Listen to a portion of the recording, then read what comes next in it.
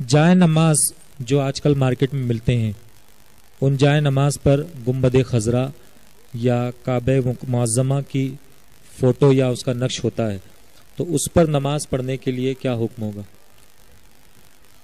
جا نماز یا مصلوں پر جو گنبد نما نقوش ہوتے ہیں وہ ضروری نہیں کہ سب کے سب گنبد خضرا کے نقوش ہوں یا خانہ کعبہ کے نقوش ہوں۔ بہت سے نقشے ایسے ہوتے ہیں جو محض ذہنی اختراع ہوتے ہیں، ایجاد ہوتے ہیں، اور ان کا بیت اللہ شریف، خانہ کعبہ شریف اور گنبد خضرا شریف سے کوئی تعلق نہیں ہوتا، تو ان کو بچھانے اور ان پر نماز پڑھنے میں تو کوئی مذائقہ اور کوئی حرج نہیں ہے۔ رہ گئے خاص وہ مصلی اور جا نماز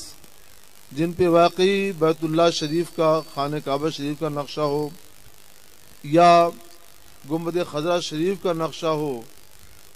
تو ان پر بھی نماز پڑھنا جائز و درست ہے۔ بس یہ لحاظ رکھنا چاہیے کہ خاص گنبد خضرا کے نقشے پر یا خانہ کعبہ کے نقشے پر پاؤں نہ پڑے، نہ وہاں بیٹھیں، پاؤں کی جگہ پر پاؤں رکھیں